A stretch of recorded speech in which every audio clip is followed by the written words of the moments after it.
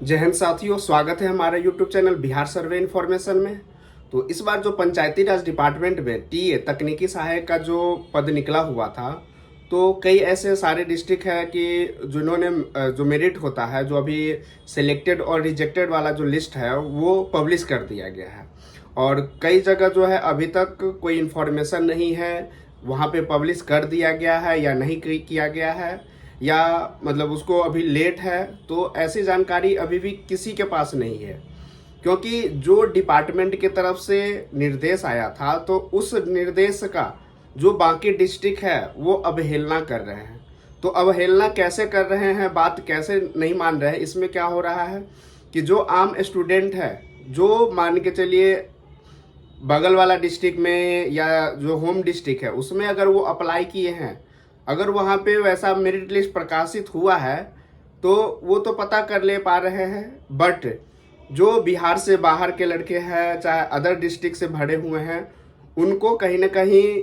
आने वाला दिन में जहाँ डिस्ट्रिक्ट पे अभी नहीं निकला है वहाँ अगर चुपके तरीके से किसी को पता भी ना चले और वहाँ पे अगर मेरिट लिस्ट ऑफलाइन के माध्यम से चिपका दिया जाता है, तो ऐसे में स्टूडेंट का अगर किसी भी कारण से रिजेक्ट कर दिया गया है तो वो पता भी नहीं चलेगा। तो ये कहीं ना कहीं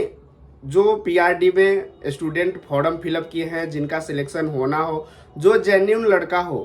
उनका काम नहीं होगा, वो पीछे रह जाएंगे। तो बात करते हैं कि अभी मान के चलिए, जहाँ तक न्यूज है कि भागलपुर में वहाँ का भी जो टीए का मेरिट लिस्ट होता है, प्रोविजनल मेरिट लिस्ट जो होता है, वो पब्लिश कर दिया गया है। बट वही है कि वहाँ पे ऑफलाइन के माध्यम से किया गया है। उसी प्रकार से बात करते हैं दरभंगा जिला का, वहाँ भी ऑफलाइन के माध्यम से किया गया है। फिर एक और डिस्ट्रिक्ट जो गया है, वहाँ भी ऑफलाइन किया गया है।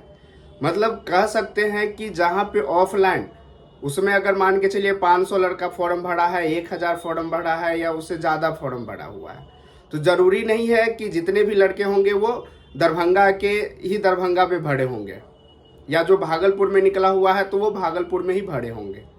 हो सकता है कि जो भागलपुर वाले होंगे वो दरभंगा में भरे हों, दरभंगा वाले होंगे वो भागलपुर में भरे हो। तो ऐसे में अगर ऑफलाइन के माध्यम से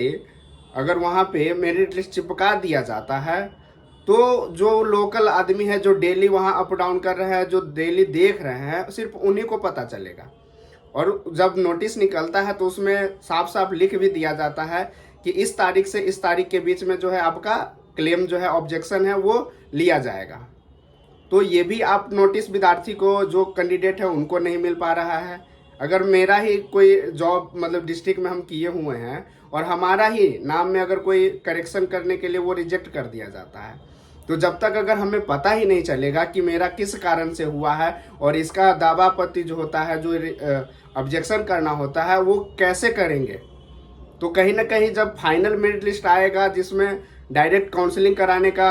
बात कही जाएगी, तो उसमें हम पीछे रह जाएंगे। पता चला मेरा नाम ही नहीं है और अभी जो लिस्ट निकला है उसमें नाम था लेकिन वो रिजेक्टेड वाले में था। तो ये सबसे गंभीर मुद्दा है, सबसे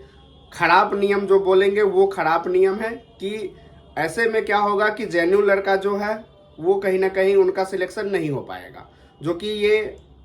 जो पढ़े लिखे मेधावी छात्र है उनके लिए वो गलत चीज़ है। बात करते हैं कि अभी तक में जो मेरिट लिस्ट निकला है वो आपको सिर्फ ऑनलाइन जो पोर्टल होता है डिस्ट्रिक्ट का, जो एनआईसी का पोर्टल है, उस पर सिर्फ जो किशनगंज का निकला था वही शो कर रहा है। बाकी अभी दरभंगा, गया, फिर उसके बाद भागलपुर,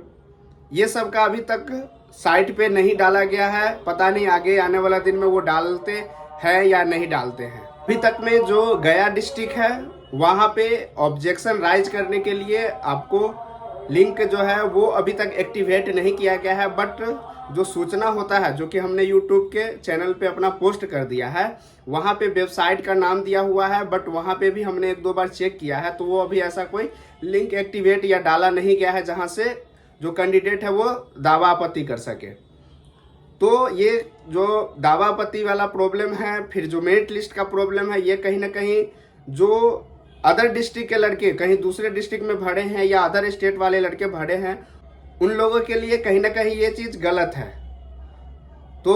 अभी आने वाला दिन में बहुत सारा ऐसा डिस्ट्रिक्ट अभी है जो कि मेरिट लिस्ट नहीं निकाला गया है। तो हो सकता है, उम्मीद करते हैं कि आने वाला जो भी डिस्ट्रिक्ट है वो ऑनलाइन के माध्यम से जो पोर्टल पे चढ़ाना होता है तो वो डॉक्यूमेंट्स जो मेरिट लिस्ट का है वो अपलोड करे। बात करते हैं कि अभी में जो गया है, दरभंगा है, इस समय बहुत सारे लड़कों को रिजेक्ट कर दिया गया है। तो रिजेक्ट का जो कारण है वो उसके अभियुक्ति कॉलम में जो रिमार्क्स कॉलम होता है उसमें लिख दिया गया है कि आपका जो फॉर्म है वो क्यों रिजेक्ट किया गया है।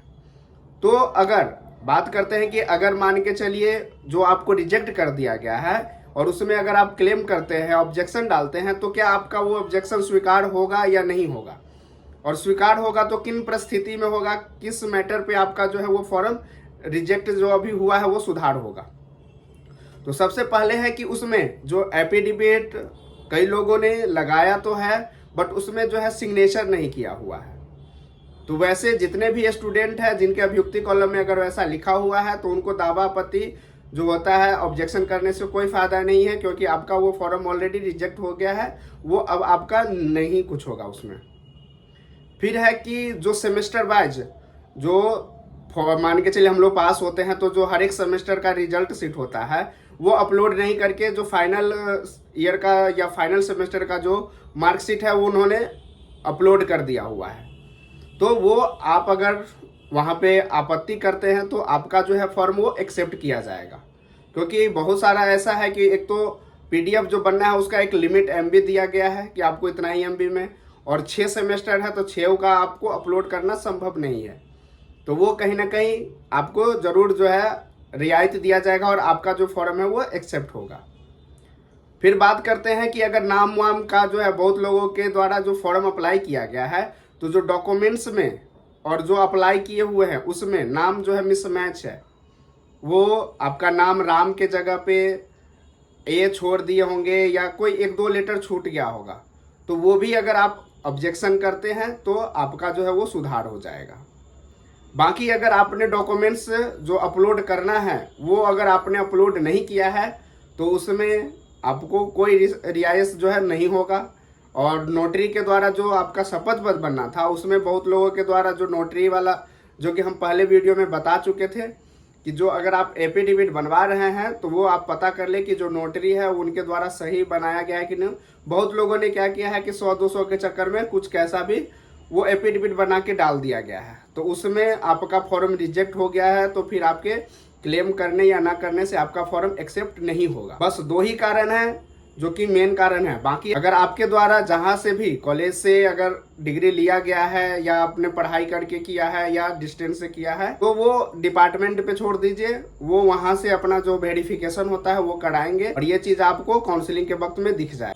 तो अगर आप किसी नज़दीक डिस्ट्रिक्ट में अगर आपने अप्लाई किया है तो आप ऑफलाइन के माध्यम से, ज़्यादातर अब तो यही लग रहा है कि ऑफलाइन के माध्यम से ही रिजल्ट आए। आपका होम डिस्ट्रिक्ट में अगर आपने अप्लाई किया है तो आप वहां पे जा जाके एक बार पता करते रहे। और बाकी जितना भी जिला है सभी जिला में आपको इस महीने के लास्ट तक जो आपका रिजल्ट है वो जरूर प्रकाशन कर दिया जाएगा, चाहे वो ऑफलाइन के माध्यम से हो या चाहे ऑनलाइन के माध्यम। और जो उसमें दावा आपत्ति का जो देखेंगे कि जो सबसे पहला जो पेज होता है जहाँ पे पूरा नोटिफिकेशन के बारे में लिखा होता है, उसमें जो सदस्य है उन सब के बारे में लिखा होता है, उनका साइन होता है, तो उसी में डेट भी मेंशन रहता है कि किस डेट से किस डेट तक आपका जो है वो आपत्ति स्वीकार किया जाएगा। तो अगर आपको आपत्ति करना है, अगर आपका जो अप्लाई किए हैं वो रिजेक्ट कर दिया गया है तो आप उस डेट में जाके ऑफलाइन के माध्यम से हो या मेल के द्वारा आप आपत्ति कर सकते। तो आशा करते हैं कि आज के वीडियो आपको अच्छा लगा हो और ऐसे ही बिहार से रिलेटेड और जॉब से रिलेटेड इंफॉर्मेशन के लिए हमारे चैनल को लाइक करें, सब्सक्राइब करें और दोस्तों के बीच शेयर करें।